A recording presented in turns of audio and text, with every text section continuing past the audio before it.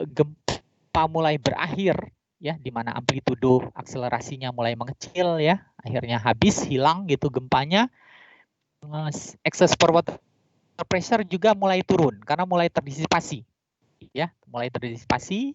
Nah, pada saat terdisipasi itu butiran-butiran pasir yang tadinya mengambang mulai turun, ya, merapat lagi sehingga kondisinya seperti ini, ya, celah-celahnya sudah tidak ada, ya, saling, dan terjadi penuh, ya, relatif terjadi kondisi kenaikan density dari tanah pasirnya menjadi lebih padat, ya, relatif lebih padat, ya, sehingga timbul settlement. Jadi selalu fenomena likuifaksi itu, post likuifaksi itu yang perlu kita perhatikan adalah, kita waspadai adalah settlementnya, ya.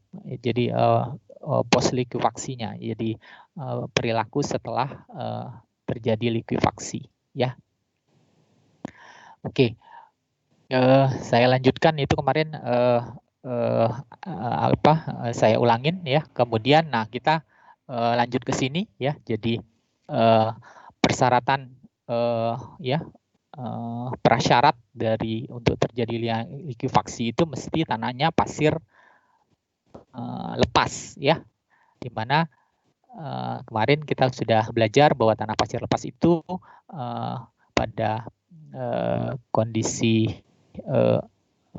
mengalami beban geser itu akan mengalami volume yang mengecil, ya, rasionya mengecil atau perilaku kontraktif, ya, berbalik dengan perilaku tanah densen yang pada saat mengalami beban geser cenderung mengalami volume yang menaik, membesar. Perilakunya disebut dilatif, ya. Mesti saturated dan ya, tanah yang relatif tidak ada kohesinya, ya. Relatif tidak ada kohesinya, ya. Tapi nanti beberapa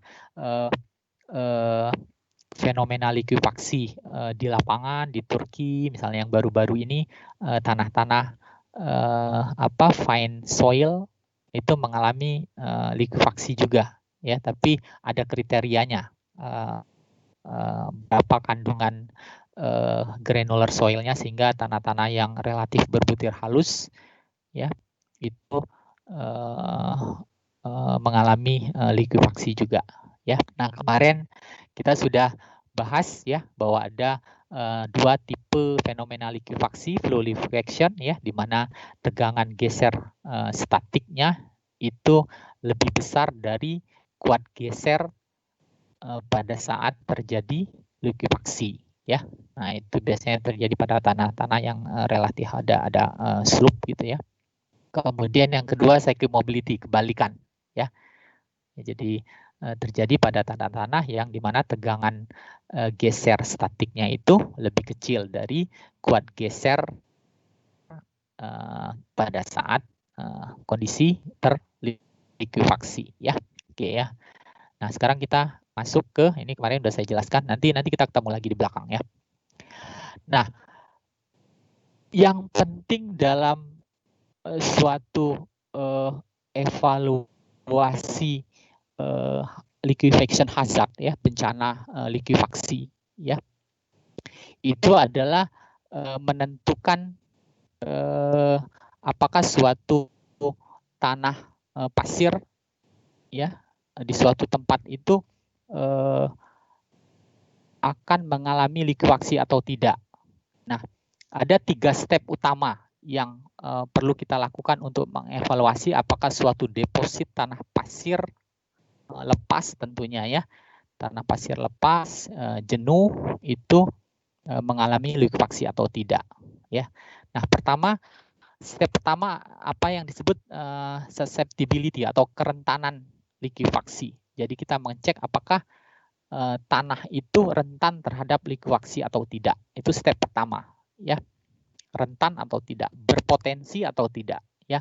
Nah, yang kedua, kalau tanah itu memang sudah terindikasi rentan atau berpotensi likuifaksi, step kedua adalah menentukan apakah betul likuifaksi itu akan terjadi. Ya, nah itu tahapannya disebut inisiasi liquefaction. Ya, jadi pada saat kita bicara kerentanan, kalau ada peta ya pasca gempa Palu itu mulai di beberapa tempat di Padang gitu ya, mulai dikembangkan peta mikrozonasi kerentanan likuifaksi. Artinya kalau kita bicara kerentanan masih ya, Pak, terjadi enggak likuifaksi? Nah, itu perlu dicek lagi dalam tahapan kedua yang disebut dengan inisiasi liquefaction, ya. Ya, jadi yang potensi itu belum tentu akan mengalami likuifaksi. Ya, kita lihat pada step yang kedua. Nah, yang ketiga adalah dalam liquefaction hazard itu yang paling menentukan sebetulnya ya. Setelah kita tahu, oh di sini likuifaksi, efeknya kita perlu tahu ya, karena efek itu berpengaruh terhadap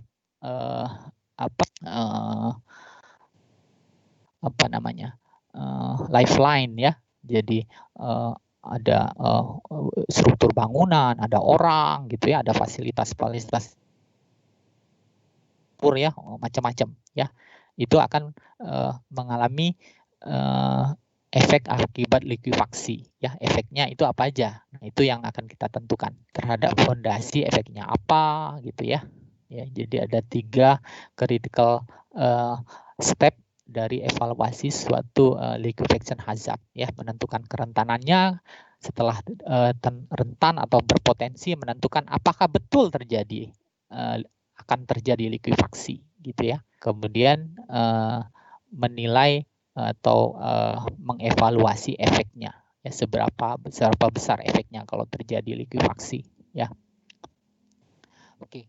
Nah, kalau kita bicara kerentanan likuifaksi ya, tentunya tidak semua tanah itu rentan terhadap likuifaksi ya, jelas ya, karena prerequisite-nya mesti tanah loose ya, gitu ya. Tidak semua tanah akan mengalami kerentanan terhadap likuifaksi.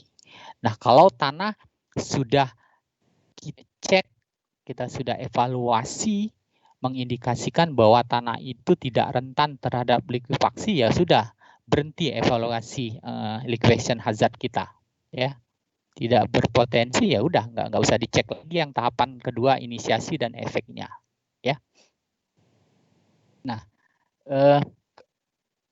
bagaimana suatu tanah itu dikatakan akan rentan terhadap likuifaksi?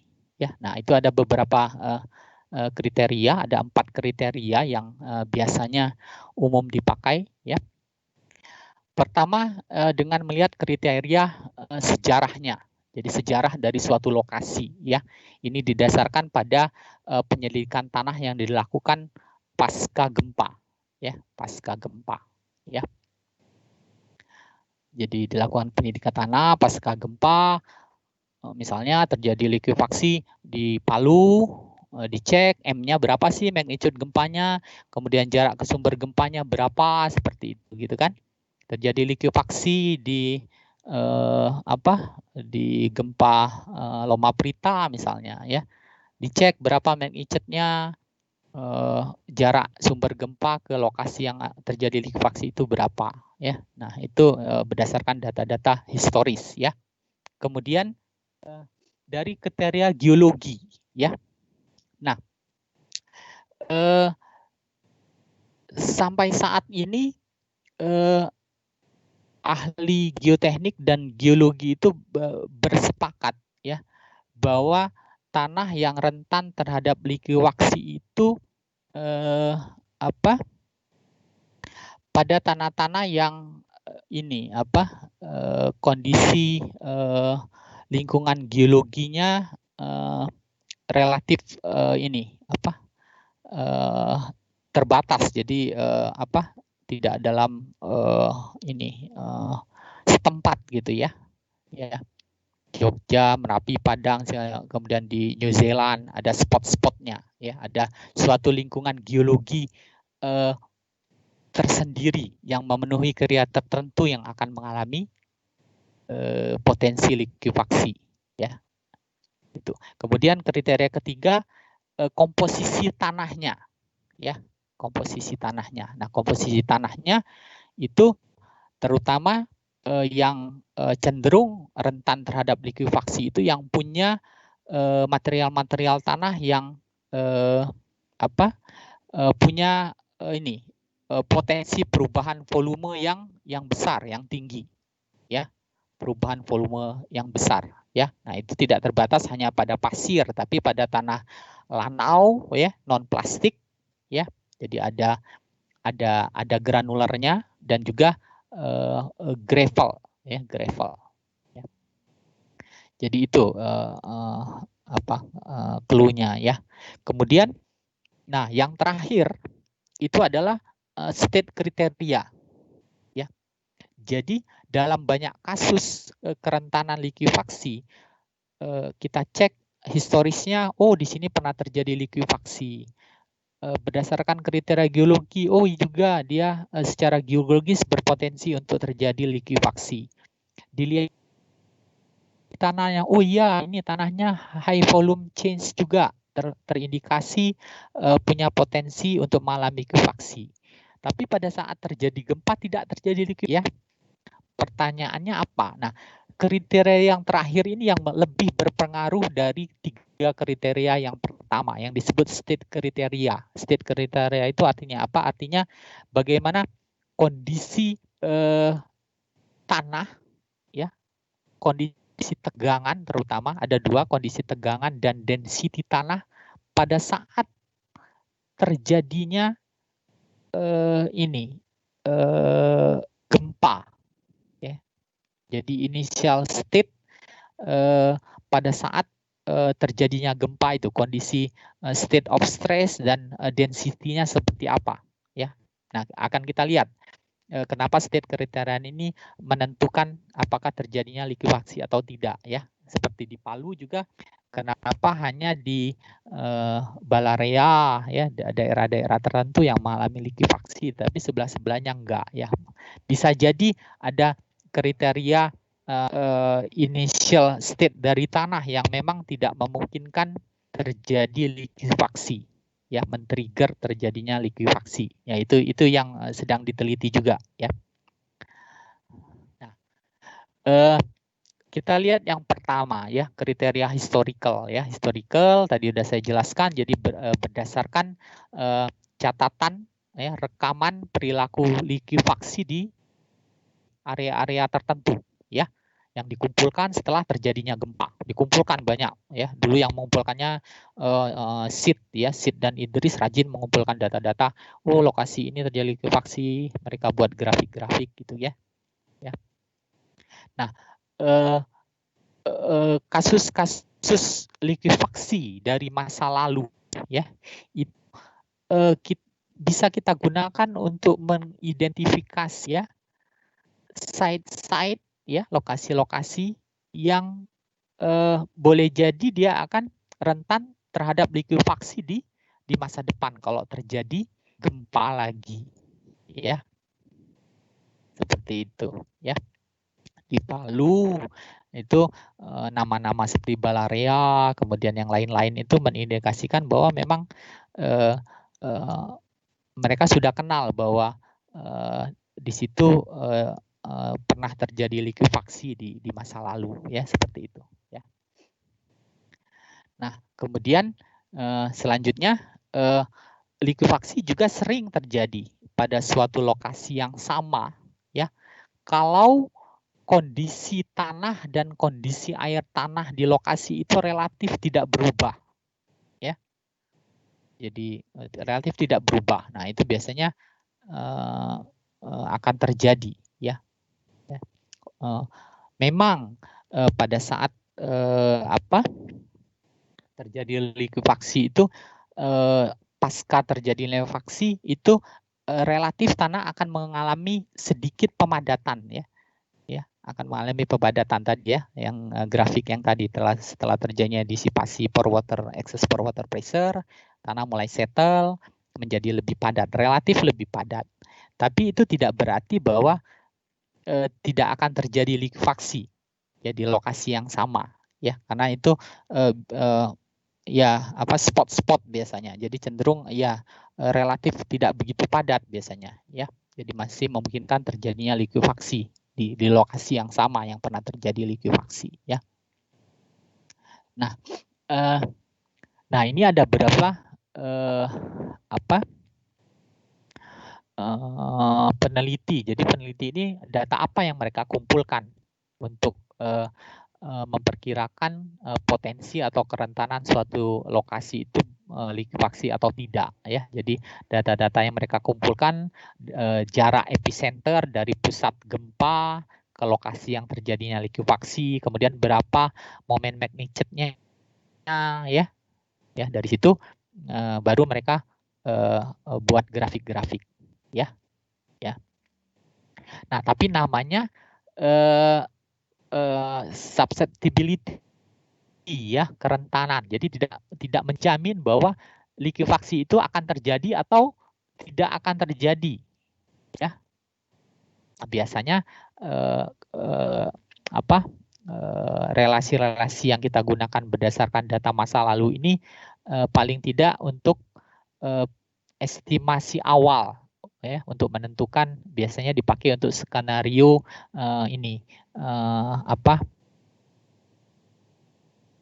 liquidation hazard ya, skenario untuk mengatasi kalau terjadi bencana likuifaksi di kawasan ya, estimasi ya. Walaupun belum tentu terjadi ya, walaupun belum tentu terjadi. Nah, ini salah satu grafik klasik ya dari hasil pengumpulan data-data likuifaksi di masa lalu dikumpulkan. Mereka buat grafik ya, jadi titik-titik yang bulat-bulat ini lokasi di mana terjadi likuifaksi pada suatu jarak epicenter tertentu dan momen magnitude tertentu. Nah, dari situ mereka lihat, oh di sini yang terjadi di daerah yang bawah mereka kumpulkan tidak terjadi, yang di bawah ini titik-titik ini mereka kumpulkan di mana tidak terjadi likuifaksi, yang di atas di mana terjadi likuifaksi. Dari situ mereka bikin garis pemisah, kira-kira di sini nih pemisahnya ya. Nah, dari situ grafik ini bisa ditentukan ya, bisa kita pakai untuk menentukan estimasi ya, estimasi awal untuk menilai suatu lokasi itu rentan terhadap likuifaksi atau tidak ya. Kalau kita lihat di sini biasanya magnitude-nya ya 5 ke atas, jadi 5 ke bawah biasanya relatif tidak terjadi likuifaksi ya. Biasanya 5,5 itu momen magnitude-nya 5,5 itu yang terjadi likuifaksi. Berpotensi gempa itu menimbulkan likuifaksi. Kalau gempanya 4,5 itu biasanya yang enggak ya. Jadi bisa dijadikan acuan awal berapa sebetulnya magnitude gempa yang bisa menimbulkan likuifaksi. Biasanya ya di atas 5,5 gitu ya.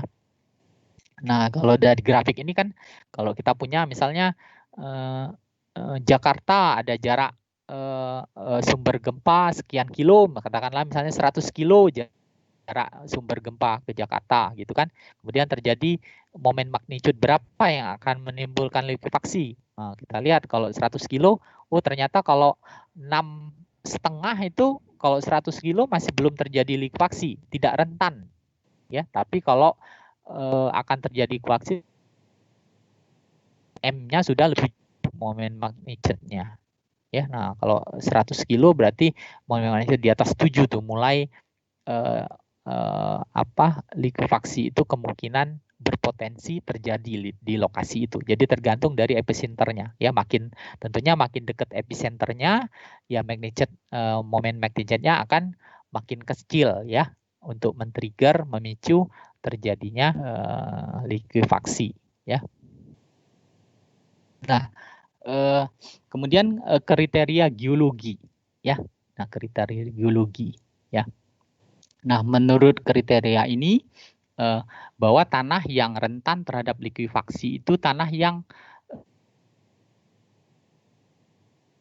pasir yang uniform distribusi butirannya, grain size-nya. Uniform itu masih ingat nggak Mektan 1 rasio antara D60 per D10-nya itu lebih besar dari 6. CU itu uniformity ya, koefisien CU namanya.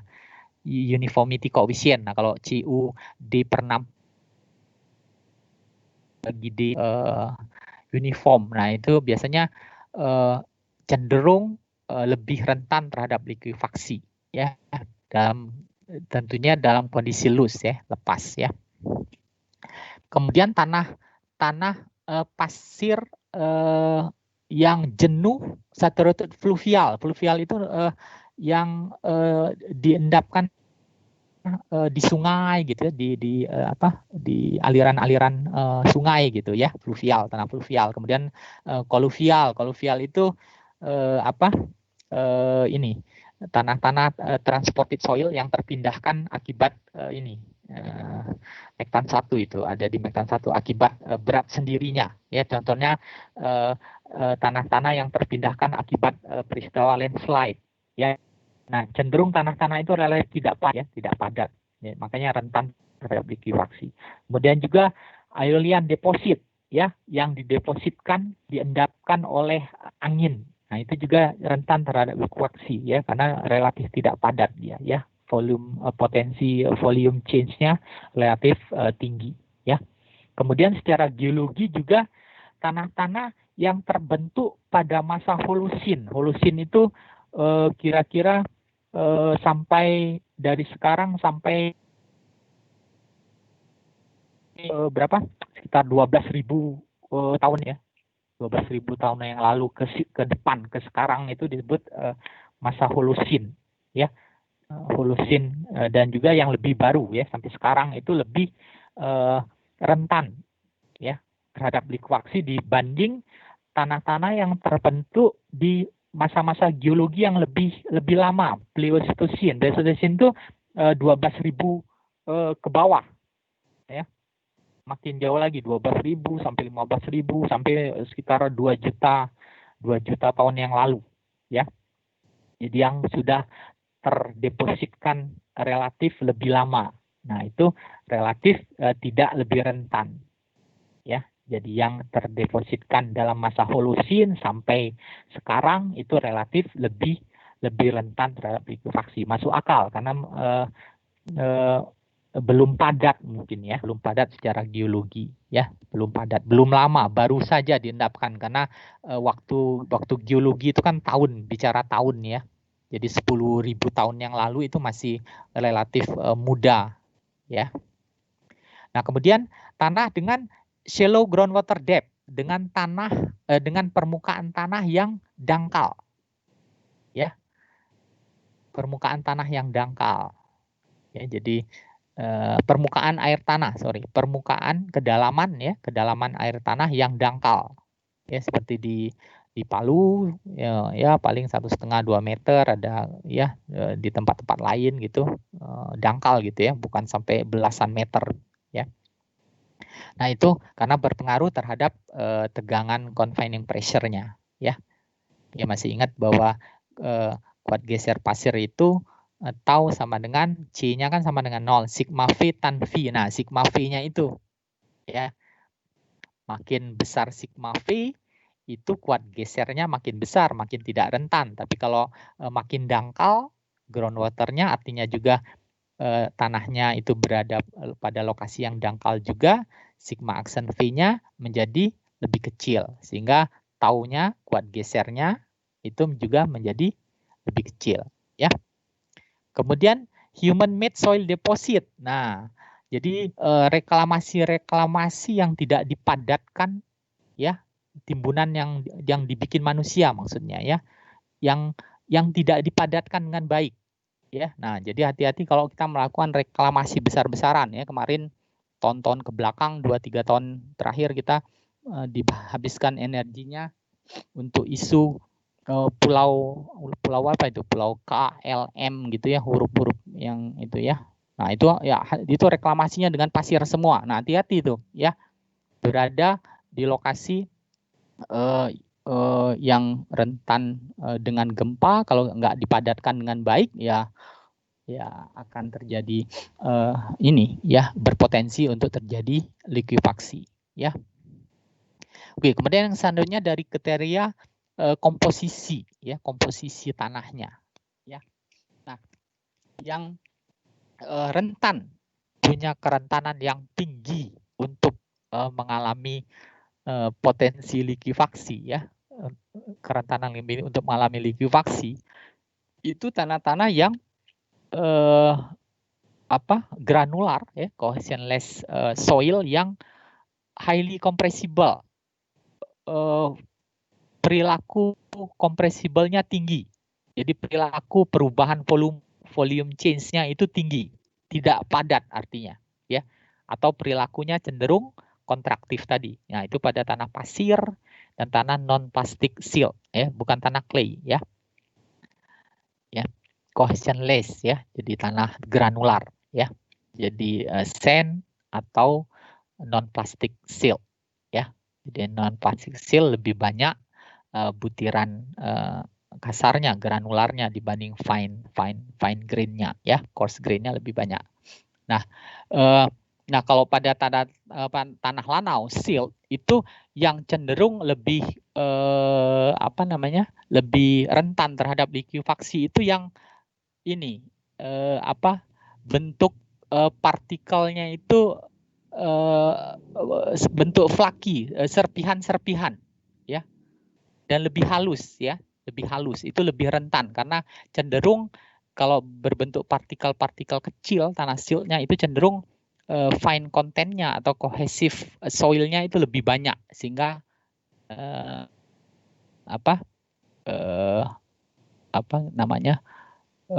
lebih ini ya, tentunya dengan lebih tidak rentan ya, yang bentuknya flaky ya, bentuknya flaky itu serpi, itu artinya lebih banyak kohesinya, berarti lebih tidak rentan ya, lebih tidak rentan dibanding tanah silt yang bentuknya bulat-bulat, bulky ya, partikel tanah siltnya bentuknya yaitu bulat-bulat ya, bulat-bulat, lebih kasar tanah siltnya. Nah, itu lebih rentan terhadap likuifaksi ya, seperti itu. Nah, kemudian tanah clay. Nah, kalau dari segi komposisi, jadi sand dan non plastic silt itu rentan terhadap likuifaksi. Kalau clay ya, jadi clay itu non susceptible ya, hanya mengalami apa yang namanya strain softening ya, strength loss ya, strength softening. Nah, untuk tanah clay itu fine grain ya, fine grain. Jadi tanah butir halus yang rentan terhadap likuifaksi itu ada kalau berdasarkan kriteria Cina itu kalau fraction finernya, fraksi yang lebih halus dari diameter 0,005 meter itu lebih kecil dari 15%. Jadi relatif butirannya lebih besar ya. Kalau butirannya lebih besar, lebih kasar, itu lebih rentan terhadap likuifaksi ya. Jadi ini relatif kecil. Jadi butiran halusnya relatif lebih kecil ya. Nah, kalau fraction finernya itu yang 0,05 meter itu lebih kali, nggak rentan karena fraksi butir halusnya menjadi lebih banyak, artinya kohesifnya itu kohesif kontennya ya, atau more kohesif itu lebih tinggi ya. Kemudian liquid limitnya juga kecil dari 35%. Kemudian natural water contentnya juga lebih besar dari 0,9 dari liquid limitnya. Itu rentan terhadap likuifaksi. Kemudian liquidity intake-nya lebih kecil dari 75% ya. Kemudian yang rentan juga itu gravel ya. Tapi gravel ini rentan terhadap likuifaksi ya, karena dia granular. Tapi karena massa jenisnya atau berat jenisnya relatif lebih besar dibanding pasir ya, sehingga confinement pressure-nya juga akan lebih besar ya. Sehingga butuh kenaikan excess pore pressure yang cukup besar untuk bisa menerbangkan ya, mengapungkan si gravelnya. Ya, kalau pasir kan ringan kecil-kecil, jadi lebih berpotensi delta U itu mengapungkan si butiran pasir dibandingkan mengapungkan si gravel. Gravel itu kan kerikil kan relatif besar ya. Jadi seperti itu ya. Kemudian gradasi ya, distribusi butiran dan juga bentuk dari butiran itu menentukan apakah tanah granular itu rentan atau tidak terhadap likuifaksi ya. Nah, selain Chinese kriteria untuk menentukan tanah fine soil mengalami likuifaksi atau tidak, itu ada kriteria dari ini US Army Corps of Engineer ya. Nah, ini yang berubah kalau nggak salah, ya ini sedikit. Fraction fundernya ini lebih kecil 10%, yang Chinese 15%. Kemudian liquid limitnya tadi 35%, sekarang 36% ya. Kemudian WN-nya, natural water content-nya itu plus 2% ya. Nah, plus 2%. Ya, ada 3 kriteria, LI-nya enggak ya. Jadi hanya 3 kriteria ini. Nah, ini yang saya katakan tadi, jadi gravel juga rentan terhadap likuifaksi, tapi butuh excess pore pressure, ya, mobilized atau generated excess pore pressure yang relatif tinggi untuk bisa mengapungkan si butiran gravel yang punya massa jenis unit weight yang relatif lebih besar, ya, relatif lebih besar dibanding butiran pasir, ya. Nah, kemudian ini sama clay tetap tidak rentan terhadap likuifaksi, hanya mengalami, nah ini yang saya bilang ya, strain softening ya, perilaku strain softening, hanya mengalami degradasi strength ya. Nanti kalian belajar di Mektan lanjut ya, itu perilaku strain softening yang terjadi pada tanah lempung ya, mirip juga dengan liquefied soil ya. Artinya material clay mengalami penurunan efektif stres, kemudian mengalami penurunan strength ya. Nah ini tadi ya, jadi gradasi ya, jadi well graded soil ya, jadi tanah-tanah granular yang well graded ya, yang well gradednya kalau nggak salah CU-nya yang ini ya, apa lupa saya kriterianya yang tapi intinya well graded itu maksudnya distribusi butirannya relatif bagus, ada yang kecil besar gitu ya. Nah, sehingga dia tidak terhadap likuifaksi ya, terhadap likuifaksi karena apa? Karena lubang-lubang voidnya tuh terisi oleh partikel-partikel kecil ya. Jadi karena gradasinya bagus, ada butiran kecil, sedang, besar gitu. Jadi celah-celah antara butiran besar itu terisi oleh butiran-butiran yang lebih kecil seperti itu.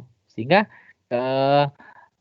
volume change behavior-nya relatif ini rendah ya. Di sini disebut to densify less ya. Jadi untuk memadat itu cenderung kecil ya, karena yaitu di antara celah-celah di butiran besarnya, void-void di antara butiran besarnya terisi oleh partikel-partikel butiran-butiran yang lebih kecil. Nah, sebaliknya yang poor graded soil di mana gradasi tidak bagus ya, jadi banyak butiran besar, butiran kecilnya enggak gitu ya, sehingga celah-celah di antara butiran-butiran yang relatif besar itu tidak terisi oleh partikel yang lebih kecil ya. Nah, itu tendensi untuk terjadi perubahan volume itu akan lebih tinggi ya. Akan lebih tinggi, sehingga pada saat andrin ya lebih rentan di tanah yang poor graded atau uniform graded itu lebih rentan terhadap likuifaksi ya. Nah, kemudian bentuknya ya, jadi selain gradasi juga bentuknya. Nah, bentuk-bentuk butiran pasir yang bulat ya, rounded itu lebih rentan. Kalau lebih bulat itu lebih rentan untuk mengalami likuifaksi karena kemungkinan atau tendensi dia untuk memadat itu juga lebih besar ya. Kalau kalau butiran-butiran yang di sini nggak bisa ini ya. Sebentar ya, saya ngambil ini stylus sebentar.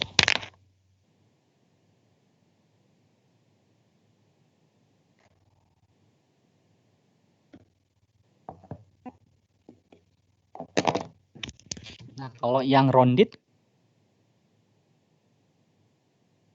dia rounded seperti ini. Nah, ya ada kemungkinan masih ada celah-celah yang ini ya. Nah, seperti itu tadi ya. Nah, ya ada celah-celahnya. Nah, ini jadi kemungkinan dia memadat setelah terjadi perubahan volume akibat tekanan air excess pore water pressure itu cenderung lebih besar sehingga dia lebih rentan. Tapi sebaliknya kalau yang angular particle itu tidak, karena cenderung saling mengisi dia. Nah, ini masuk ke sini gitu kan, ini ngisi ke sini gitu ya. Jadi nggak ada celah-celah seperti kalau bulat tadi ya, bulat cenderung di sini nanti di sini ngisi gitu ya, ada celah-celah seperti ini ya.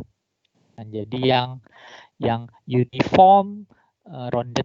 Jadi kita nggak tahu. Jadi bisa jadi suatu lokasi sama-sama terjadi gempa dengan kekuatan yang sama-sama saturated sand, loose, tapi terjadi likuasi di sana enggak. Nah, kalau kita lihat lebih detail dalam skala kecil bisa jadi, oh ternyata pasir di sebelah sana tuh bentuknya lebih bersudut, angular particle ya. Jadi partikelnya bersudut pasirnya, bukan bulat. Nah, hal-hal seperti itu yang memang menarik untuk dilihat lebih detail ya. Kenapa? Oh di sana Pak terjadi likuifaksi kan sama-sama jenuh dan sama-sama sama-sama loose gitu ya. Ya, nggak berjauhan gitu lokasinya. Bisa jadi hal-hal seperti ini. Ya. Jadi kriteria-kriteria dari komposisinya juga yang menentukan ya. Nah, yang terakhir ini yang jadi ya kriteria yang tadi, yang tiga sebelumnya, historical kriteria, compositional kriteria, terus apa lagi? Yang ketiga apa? Yang ketiga apa tadi? Compositional, Pak. Compositional. Historical, geological, sama compositional, ya. Nah, itu kalau mengindikasikan bahwa suatu deposit tanah pasir loose jenuh itu berpotensi likuifaksi ya, rentan terhadap likuifaksi, tapi tidak terjadi likuifaksi gitu ya. Nah, itu lebih banyak tergantung dari initial state dari tanahnya. Initial state apa ya? Biasanya initial state dari tegangan pada saat terjadinya gempa ya. Tegangan dan juga karakteristik density-nya seperti apa ya. Nah, itu yang lebih menentukan. Nah, state kriteria untuk tipe flow liquefaction dan cyclic mobility itu berbeda ya. Nah, bagaimana menjelaskan state kriteria? Kenapa state kriteria itu menjadi hal penting untuk mengatakan suatu tanah pasir itu betul-betul mulai mengalami inisiasi likuifaksi, ya, mengalami inisiasi likuifaksi. Jadi kita sekarang sudah masuk sebetulnya ke initiation, ya, ke initiation, ya.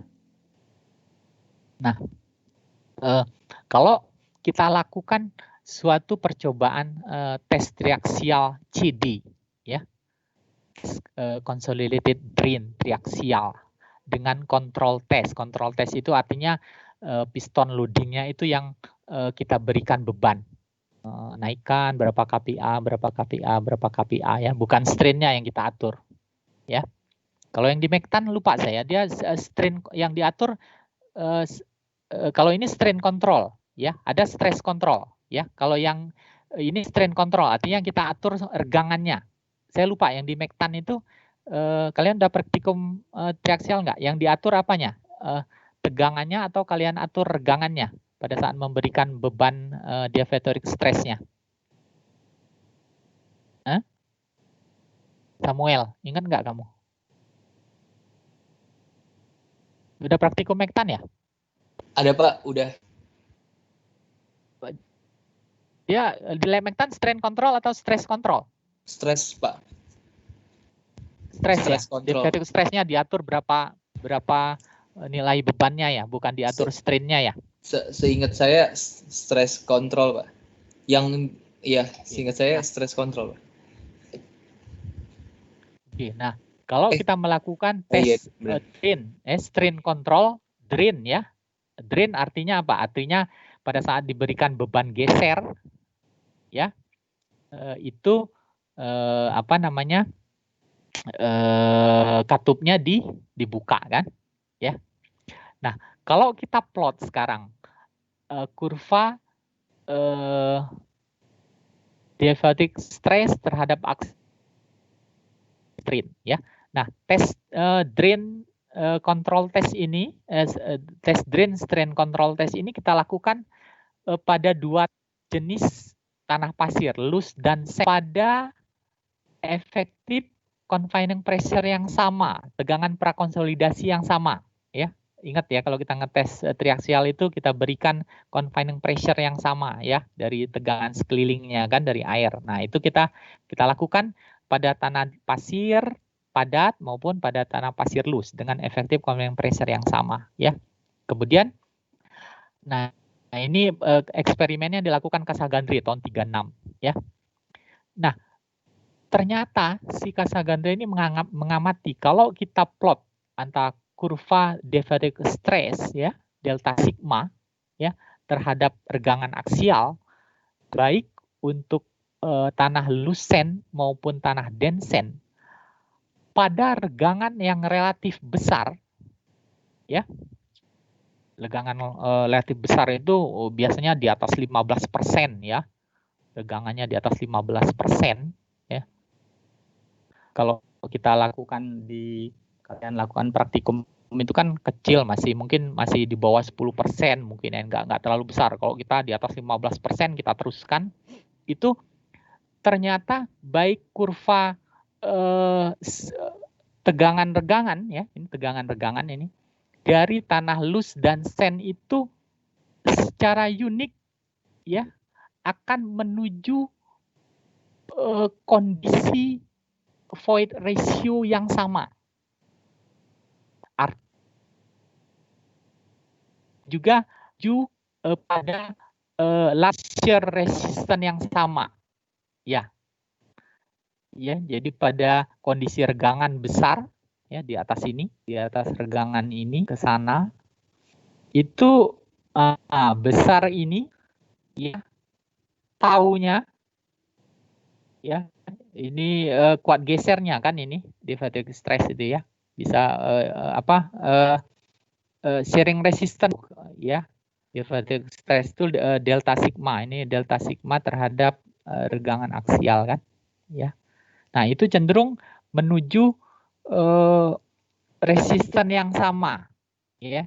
Atau kalau kita lihat dalam kurva antara diaphragmatic stress terhadap perubahan void ratio ya, ternyata tanah pasir padat ya yang mempunyai initial void ratio tertentu ini ya, ED initial void ratio untuk tanah densen itu pada kondisi legangan besar dia akan menuju bergerak ke nilai yang namanya disebut si Casagrande itu menyebutnya sebagai ECR atau critical void ratio ya. Jadi pada tegangan diaphragmatic yang konstan di mana terjadi deformasi yang menerus ya, itu cenderung E-nya itu konstan. Nah, itu yang disebut E critical ya, ECR atau EC ya. Nah, pada tanah dense E inisial itu lebih besar, lebih kecil dibanding E kritikalnya. Jadi ED itu lebih kecil dari EC ya pada tanah densen, ya kan? Bergeraknya kan ke sana ya, makin ke kiri itu void ratio-nya makin besar ya. Apa yang terjadi kalau kita lakukan pada tanah lusen ya? Kita lakukan hal yang sama, tes drain strain control test dengan effective confining pressure yang sama. Untuk suatu initial void ratio tanah lus, katakanlah EL ya, dia cenderung akan mengecil. Kalau tadi membesar ya, ED-nya lebih kecil dari ED berarti membesar kan ya, mengembang artinya pada kondisi kritis itu tanah densen itu mengembang ya. Void ratio awalnya lebih kecil dibanding void ratio kritikalnya, tapi tanah dia menuju kanan, kalau ini menuju ke kiri, menuju ke yang sama juga relatif dekat-dekat, nah menuju ke sini ya.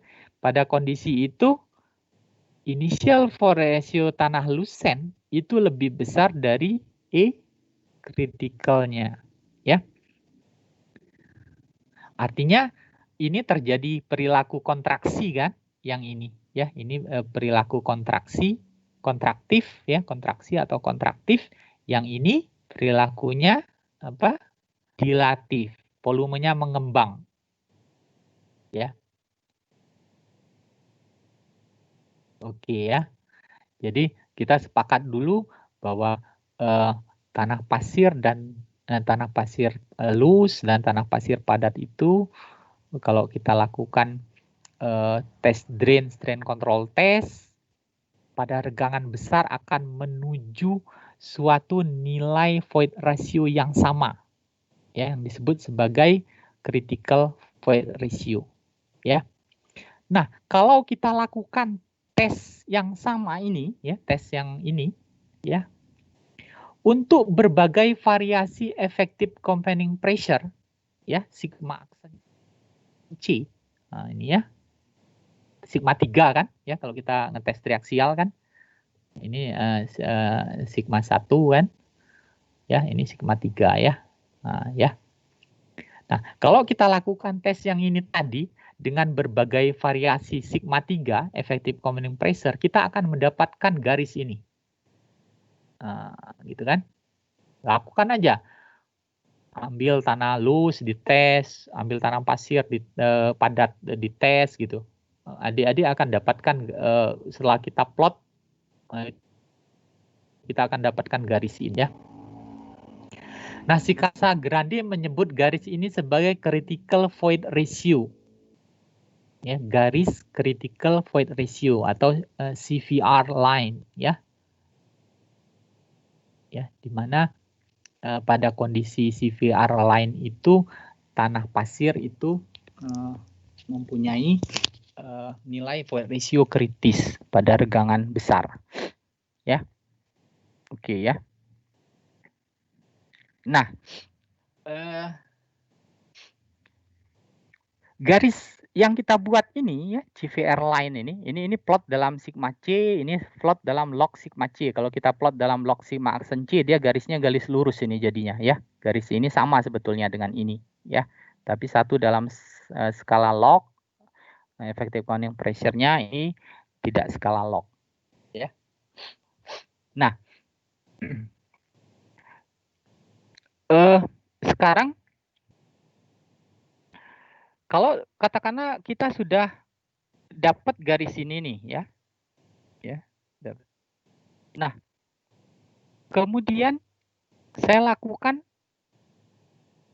suatu tes pada suatu tanah pasir loose yang punya katakanlah E-nya itu di sini. Void ratio initial void ratio-nya di sini ya. Kemudian kita lakukan tes drain ya. Itu dia akan menuju ke bawah. Ya. Kalau loose akan mengalami Kalau test drain akan mengalami perubahan volume, ya, kontraksi, ya, ini delta I, ya, mengecil delta I-nya, ya, kontraktif untuk tanah loose, ya.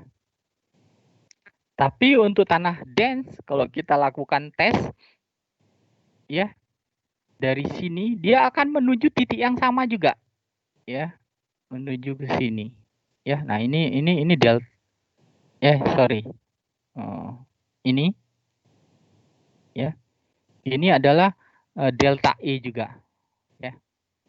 Tapi dia menaik, ya, mengalami dilatif, ya. Nah, sehingga sebetulnya garis ini bisa kita gunakan sebagai apa? Ya, sebagai batas yang bisa menjadikan acuan bagi kita apakah initial state, ya, dalam hal ini adalah stres dan karakteristik density suatu pasir itu rentan terhadap likuifaksi atau tidak, ya. Artinya kalau saya punya state of stress dan density tanah berada di sini, itu artinya tanah itu berada di atas garis yang kita sebut tadi CVR tadi, ya. Kalau dia berada di atas, di sebelah kanan garis CVR, ya, di sebelah kanan,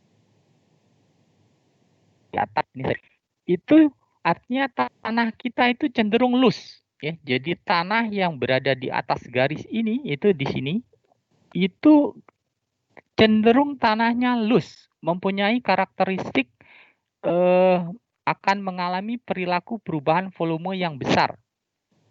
Kalau terjadi likuifaksi, perubahan volume yang besarnya itu mengalami kontraktif ini, ya.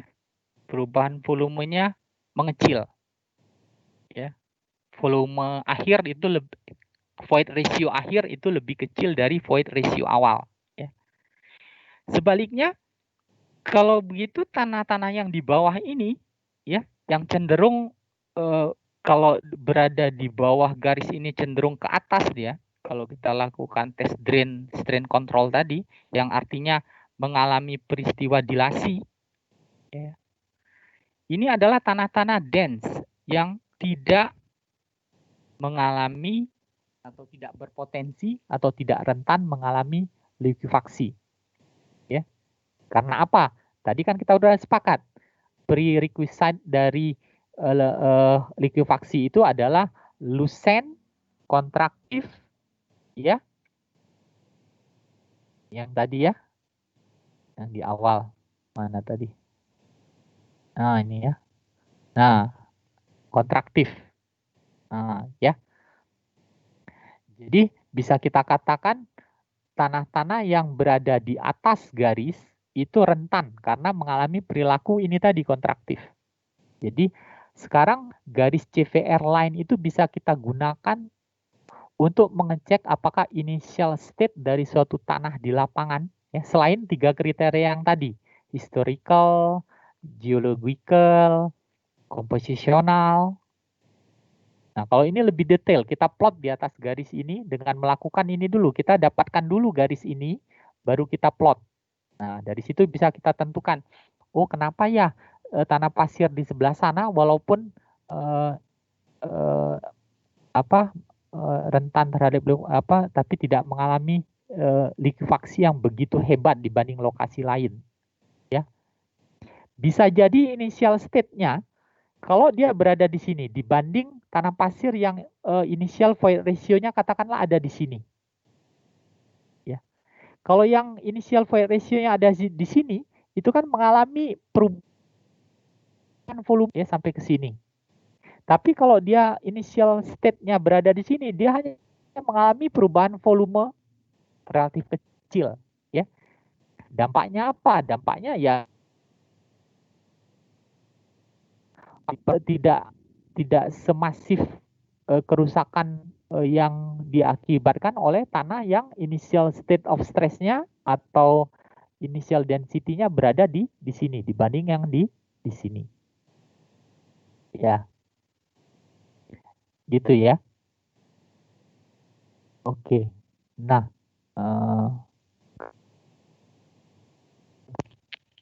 kita sampai jam berapa sih? Udah jam 1:11 ya? Sampai jam 1, Pak. Iya.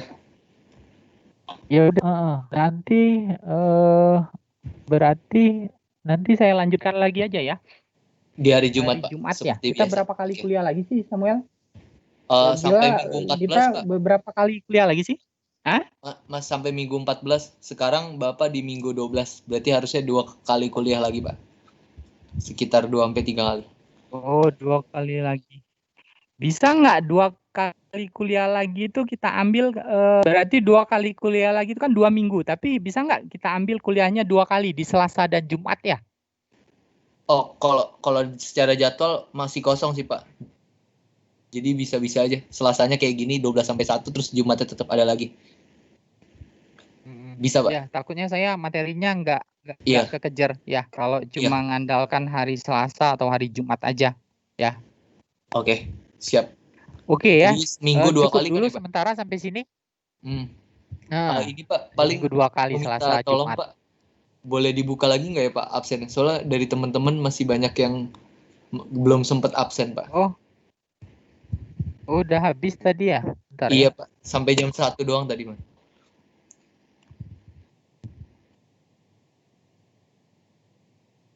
Bentar ya. Ya udah saya buka sampai jam 14 nih.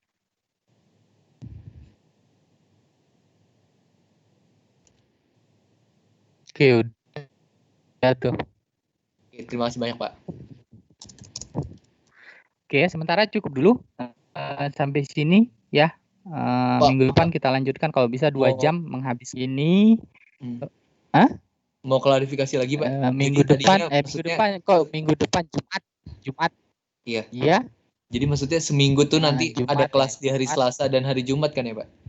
Bukan cari hari lagi Betul, selain iya. Selasa dan Jumat. Bukan.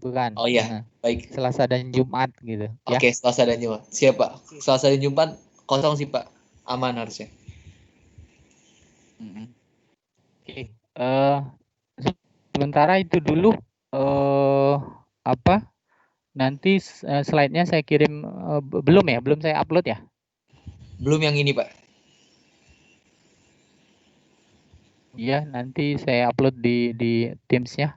Oke, sementara cukup dulu ya mungkin. Karena udah jam 1:14, saya ada kuliah lagi jam 2. Oke, mungkin itu dulu. Ada pertanyaan? Belum sih Pak. Oke ya. Oke, kuliahnya udah selesai. Boleh live.